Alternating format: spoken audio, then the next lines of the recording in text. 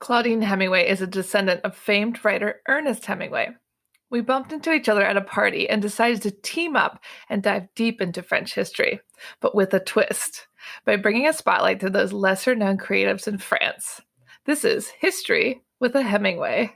Welcome back to Paris History. Avec Hemingway. We're talking about solo female travel today, and I'm going to let Claudine take it from here. Yeah, this is probably one. I wrote an article about this a couple years ago on Bonjour Paris, and I probably get more hits after Marie Antoinette on my website for this article than anything else. And I think it's something that it comes, and it could even be for some of you guys out there. There's some good ideas in here. But the thing about coming to Paris solo, it's a great thing to do. It's a very easy city to navigate. And also the biggest thing is that, I talk to so many people that reach out to me and say, like, oh, I really want to come, but I can't come at this point because, my husband can't get away, or my friends can't get away, or they don't have, I'm retired, and it's kind of like, don't wait, because life is short and you don't know what's going to happen. And if you want to go, you go. Exactly. And Paris is one of those cities where you can come alone. It's not weird. I mean, I moved here alone. You moved here alone, and it was not an issue at all. No. And I mean, I personally love it. Yeah. First off, I came, I had a friend met me that lives in Italy. And then after that, every time I came alone, and I actually preferred to come alone after that because, but what I'm doing here is a little different from what other people, exploring and researching and doing that, those are kind of solo tasks, but we've got a bunch of really great ideas for you. And I know you also have some really good ones. But we'll start with one thing I learned on my very first trip was I came to Paris. As I said, a friend of mine met me here. We were in Paris for 6 days. We went to Champagne for 2 days, went straight to Vico, of course, because you had to go to the mothership of Champagne. And then after that, we went to Italy, where she lived. And I was there for about 2 days, and it was so hot and so muggy, and the streets are so tiny, and there were so many people. And I was just really missing Paris, and I didn't have enough time to see everything. And the friend I was with, she had been here a bunch of times, so she really, was over it. And it just wasn't exactly the best experience for my first trip. And so we were in Italy, and we were having lunch one day. And it was this amazing lunch and sitting outside and drinking wine. And she said to me, maybe you should go back to Paris. And I was like, oh, no, I'm here. We're doing this. We always had this long battle of which was better, France or Italy. Obviously, France is. But she's like, then after a couple glasses of wine, I said, you know what? I think I need to go back. And so I booked a ticket. I left Italy, got on a plane, and flew back to Paris into the Orly airport. And, one thing she said, she's like, do something that scares you every day. So I get to the airport and I walk out, and I'm really excited. My luggage was there because it didn't arrive in Florence. It arrived about an hour before I left to come back. My luggage did. So I was really happy to see my luggage come off the conveyor belt. And I rolled up the way, and this guy came up to me and said, do you need a taxi? And I said, wait. And takes me back inside, down the elevator to the parking garage, which was my first feeling of this isn't good, and walks me right up to his motorcycle. Oh my God, what? Have I never told you this story? No. So I go up to the motorcycle, and at this point, I have this huge suitcase. I have this huge carry-on bag and my purse because, of course, I'm going around Europe buying every book I could find. And I'm carrying all these things. And I was like, looked at him, and it's still the first and only person I have met that had zero English. At this point, I had pretty close to zero French, other than, the basics, bonjour, merci. And I looked, and I was like, no. And I'm envisioning my luggage just hopping down the freeway to the back of the bike. And he just was like, he goes, pas problem. And he puts my giant suitcase on the back of the motorcycle, bungee cords it down. He puts his vest thing on me, which is like a airbag vest, and he puts his hairnet on my head, puts on the helmet, and I'm just standing there like petrified at this moment. And he just goes and he pats the seat like, okay, get on. And I'm like, like just then in my head, I'm like, one thing that just do one thing that scares you.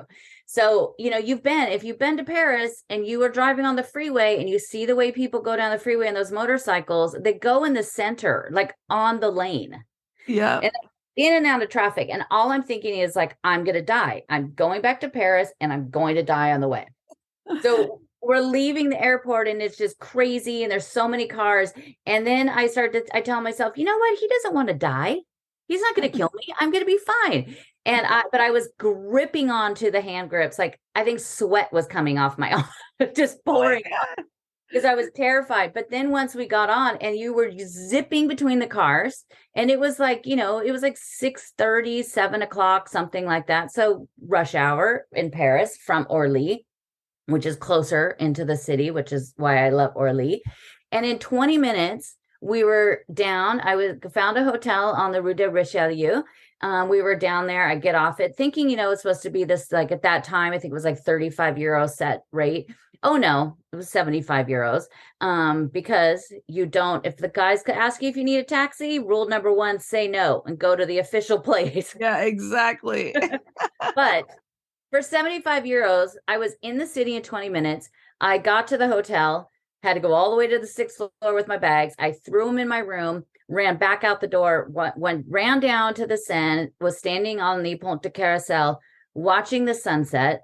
And the sky was pink. And I was like, you know what? I have now done something that scares me for the whole week. And it was amazing. And it was like the perfect. And at that moment, I was like, you know what? I could do anything. Exactly. That's the whole thing about being here. Is like each little baby step that feels uncomfortable, you quickly become fearless because you're like, man, I just got through another weird thing. Yeah. I mean, and that, gosh, there's just between bureaucracy and some people you have to deal with. It just, all of those things, do those little things because when you do it and you accomplish it, and sometimes they're the smallest things. And afterwards you're like, why was I afraid of that? It was so easy. Yeah. I mean, that's the whole thing. It's like, every time you're just like, man, exactly. Like, why was I afraid? It's just all in our head. We get in our head. So you just got to jump out, get in the plane and come on over. Get on the motorcycle. Get on the motorcycle. It's all good. Yeah. I tell all my planning clients, like, do not when the guys, because it's a lot of times, it's not regulated, but if I had to do it again, I would do the same thing. Yeah, no, like it sounds amazing. Yeah, it was pretty great. So some things to think about once you've, gotten into, book your flight. It's really easy to get a taxi at the airport. There are services that can come pick you up, but really now it's 62 euros to the left bank. They just raised it up a little bit. I think it's 58 to the right bank, and it's regulated, and that's what it is, period. And it's, the taxis get to go in the taxi lane. Sometimes depending on how the traffic is, it used to always be about 45 minutes. I've had it now take almost 2 hours, depending on what's going on. If it's a strike day, that won't really happen until now in the fall because they don't like to strike in the summer because God forbid their vacations. So that's, keep those things in mind. But when you do come, a lot of people like to stay in a hotel. If that's what you feel more comfortable with, because you have somebody downstairs, you have a concierge, they could be there to help you. By all means, do that. If you're going to come for more than like 5 days, I would definitely recommend an Airbnb, because you also get that sense of living here. You could go out, you've got a little refrigerator, and you could go out and buy cheese and, sliced meat and baguette and have your milk and there, make your coffee in the morning. And it definitely makes you feel like you live here. You're a part of the city. Yeah. And it's cheaper. It's a lot of time it's cheaper. If you are a lady coming here by yourself, I definitely recommend certain areas. Saint-Germain, of course, because that's where I am. But I always recommend Saint-Germain, especially if it's your first time coming and you're a woman, because there's so many restaurants around, and it's really very safe. So, I mean, I just was walking home the other day at like 2:00 in the morning, and I don't feel nervous at all. There's still always a lot of people out drinking on the street. Yeah, exactly. I never feel nervous at night. I mean, maybe around Barbas, but other than that, there's certain places I would be like, no, do not. Yeah, I mean, there's no reason for you to go there anyway. No, and so unless you want some cheap cigarettes on the street, but Saint-Germain, the Marais is another great place. The opera, around the opera, it does get kind of quiet because that's a real big business area. So a lot of the restaurants might not be open on the weekend. But that's also, these places are all very central in the Latin Quarter. Of course, there's Montmartre where you live and you love Montmartre. But if you're coming here, it's your first time, staying closer to the center, because those are the things you're probably going to do, and you could just get out and walk out your door and go to these places, and it's really easy. Yeah, no, definitely. You don't have to worry. You don't have to worry, and maybe navigating the metro, is a little daunting. I mean, anytime a metro has to go through Carnival A, I'm like, nope, I'll walk. Yeah.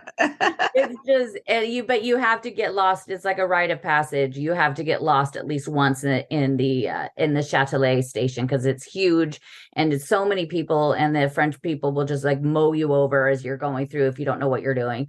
But it's really easy. Just, if you stay in the center, you could walk everywhere. The other really great thing about, coming on your own, you do everything at your own pace. So, I have met so many ladies giving tours. I just had these two really, really great friends yesterday. They took to the Orsay.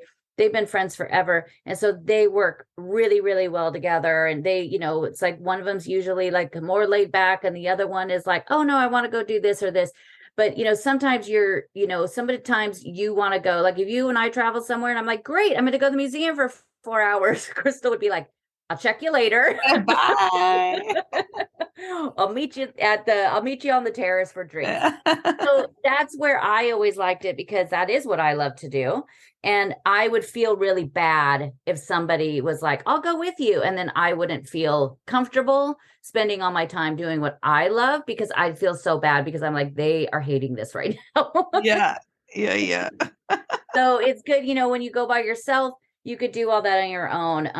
And there's something too about Paris, that just walking around early in the morning on a Sunday morning and doing that by yourself, just out exploring. Nowadays with your phone and GPS, you can't really get lost. I kind of miss those days though, when I would just wander and I could just kind of get lost and be like, where does this street go? Now I know so many of the streets so well, I don't get to do that anymore, but I kind of miss that. Yeah. I kind of miss the shininess of first arrival. Yeah. And it's just, now we're just like busy getting from point A to point B to, for work and doing everything else that, I'm trying to remember that and take that time when I eventually have it next month to have a day or two of just being able to stop and explore. Another thing I get a lot of times, as I mentioned, that also the safety factor, a few things, especially as a woman. And Americans are always very friendly. We always want to like make eye contact and smile and say thank you. You don't want to do that a lot here, especially in the metro, especially as a woman, because if you meet a man's eye contact and he's looking at you and you smile, that's an invitation of being like, come on over. Yeah, I learned that the hard way many times. We all learn that the hard way. So you have to be kind of careful, but a lot of people say, oh, you don't smile at people and you're not, don't be nice and stuff. But the majority of my French friends, and as an American, I have a ton of friends that are French, way more than some Americans I know that have been here for 10 years. I got them, most of my good French friends all worked in restaurants. And it was because I would go in there and I would always be very smiley and very like, bonjour and merci, and very nice to them. Yeah. And that's how I became friends. So I don't think it's, you don't want to walk down the street just randomly smiling and, just bonjour to everybody you pass. They will think you're a nut job. Yeah. But don't completely squash that, because they do actually love that. And they'd always be like, you're just like a ray of sunshine when you come in there. Because watch the other people. Some of the people that go in there look miserable. Especially some of the French ladies. They do not look happy. And so they really like that. But, just also, be careful of where you are when you do that. But as far as also for safety, just be, like I see these message boards where people are just terrified of the pickpockets and people are standing on the streets with switchblades waiting to cut your purse. Have you ever heard of that happening? I've never, ever heard of that happening. And, I've had so many people, my clients say that like, oh, I got this like special leather that can't be cut. And I'm like, what? Yeah. Which is always so fun. I mean, I see that all the time on these message boards, and I always want to just say, we live here and we don't, you be smart like any big city you go to, but we're never leaving the house thinking, I've got to make sure I have my money belt tucked into my pants. And, my steel thread purse that can't be destroyed. Just be smart. If I go through real busy and crowded place, and especially if you're around a tourist, and I'm at the Louvre all the time, going across the Pont des Arts all the time, and if I see those girls with the fake clipboards, that is when, as you walk by, just put your hand on your purse, because if they see that you are aware of that and you are like, this is my stuff and I have my hand on it, they're not even going to try with you, and they don't even come near me now. Yeah, they want the easy people. They want the easy. And, as far as like, you also see a lot of people on these message boards talking about just wear whatever you want. Who cares? Everybody wears whatever you want. The thing about wearing whatever you want and marking yourself as a tourist is you are putting a sign over your head to please come and pickpocket me. Yeah. Yeah. You got to try to blend in a little bit. And even if you do want to wear whatever you want, that's fine. But just be aware of your things. Yeah. And maybe don't, a backpack is a huge red flag that you are a tourist. The reason why they love the tourists is because you have all the good stuff on you. You've got the credit cards, you've got all the cash, you've got the phone, you've got the iPad, you're carrying all that around with you, and they know that. So and it's also the backpacks, like people have these massive backpacks, and then you have to put it on your front, because if you have it on your back, somebody could just unzip it and take some, and then you look ridiculous with those things on your front. It's true. It's like you look like a camel. But just like, those are the little things, just blend in tiny little bit. Now it's like everything goes. It used to be, nobody wore tennis shoes and everybody was wearing like the Stan Smiths. Then it was nobody wears the big, huge, clunky ones like the Nikes and the, running shoes. And now, because all these big high-end brands make them, everybody's wearing those. Yeah. They used to say, don't wear baseball caps. That was a big, that was an evident thing that you were American. Now everybody's wearing baseball caps, even the French. So all these things kind of, but just maybe just a tiny little bit of think about kind of what you're wearing, just because it does kind of keep you safer. Another thing is, when you come here, I have a lot of people ask about like, what about going out to eat? And I would feel weird sitting by myself. They don't care. Nobody cares. Nobody, like, I remember being in the States, and one time I just stopped to go get coffee at a coffee shop back in Portland and sat outside. And I thought, I'd just come back from Paris, and I was like, I loved it when I could sit outside and have my coffee in the morning. So I tried to do that there. People looked at me like I was a wacko. Why aren't you just getting your coffee and going, and it was like a Sunday morning, and because nobody sits and just enjoys it.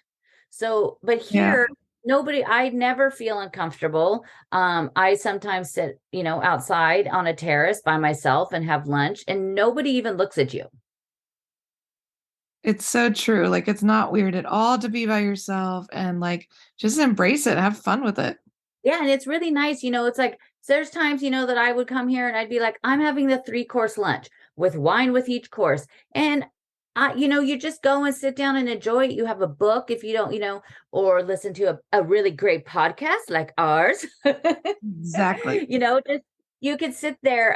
I just this morning went to Cafe de Flore, and because I haven't had a single moment in about 3 weeks to be able to do that. And I was like, I'm going to walk over there this morning and sit there and have breakfast. And I was sitting there all by myself, and I had no worries. Some things, I would probably feel a little strange if I went to like a very expensive Michelin star restaurant for dinner by myself. But I also would be like, who cares? And, if you feel uncomfortable, go to those places for lunch. Go, and it's, you can have the same amazing experience. It's going to be less expensive. And there's people having lunch all the time by themselves. This is very true. And like, either way, who cares? And who cares? Because it's like, those people, you're never going to see them again. And who cares what they think? You're doing you, and you're doing your stuff. And again, life is short. Don't just wait. Go and do this stuff. And there's so, I sometimes say, tell ladies, go sit on the terrace if you don't, because everybody loves to sit on the terrace. I don't think I rarely ever sit inside, even in the winter. You sit on the terrace and you get to watch people go by, and, that's just part of the fun of it. And then that way you're not having, you're also sitting there in a line looking out. So nobody's really looking over at you. So if you have that where you feel a little bit insecure about that, go sit out on the terrace. If you come to Paris and you're some people like, I just want to be able to meet people, maybe I want to hang out with some people, there's a couple great things to do. The La Cuisine Paris cooking classes are fantastic. I have clients, I sign up for that all the time. So even if you're here by yourself, she has people coming in there by themselves all the time. And by the end of you making croissants for 3 hours, you're friends with everyone. And I've had clients like, oh, and then we all left and had lunch together. And so there are lots of great ways to meet people, meet up. There are some tours that you could do where, most tours are, they just have a day and time set. So you could do a walking tour around the city with a big group of people. And sometimes that's a great way to meet people as well. So it's there's lots of fun things, but you could go to the parks on your own. You could go to the museums on your own, and do everything at your own pace. And just enjoy it and not have to worry about, there's just, why put it off because you are waiting for somebody else to come with you, it's kind of a silly way, but I understand it because a lot of people are worried about doing things on their own, but don't be. Yes. And like you said, there's so many ways to meet friends. There's even a website called meetup.com where there's people getting together and doing all kinds of fun things, and different social groups like the American Women's Group of Paris. You don't have to live here. Like you can just come and go, join. They do things every day of the month. It's like a great group. You don't have to be American. You just have to speak English. So you have options, guys. Don't be shy to come here. And definitely check out ClaudineHemingway.com to get more information and get braver about coming here on your own. And if you want to have a great way to remember your trip, book a photo session with Crystal, of course, because she does that all the time. She takes pictures of people here on their own all the time. It's a great way to remember that. And, when you go back, it's a great bragging right, because you're like, look what I did. I mean, I've had some people that are like, I can't believe you'd go to Europe by yourself. And isn't it scary? I mean, people that I've known for like 30 years would say, you're so brave. I can't believe you're doing that. And it's just like, what do you mean? Like, it's just, sure, there's things you have to like overcome and you have to, but it's not hard to do. You could always book a tour with me. I'd love to show you around, but there's a lot of really great things. Just grab a book, go to one of the great bookstores here in Paris, whether it's in French or English. Grab your book, go sit in the Jardin de Luxembourg and around the fountain, or sit down by the Seine. And, I even one time made myself my own little picnic at sunset and went down into the Seine. I had a bag had rosé and cheese and a baguette and everything. And I went down there and sat on the Seine all by myself and had my own little picnic. And it was one of the happiest moments I've ever had. This is so true. We've all had many of those nights here, so you don't have to feel silly or stupid. No one's going to think you're weird. It's completely normal. And definitely, your tour guides are great local friends. So definitely, we're here for you. If you want to have a fun experience, there's so many experiences you can do. And make sure you tune in next week to learn more. Thanks for listening today, guys. If you're interested in learning more about Claudine, her tours, history, and the beautiful photographs that she posts all over Instagram, tune into her website, ClaudineHemingway.com.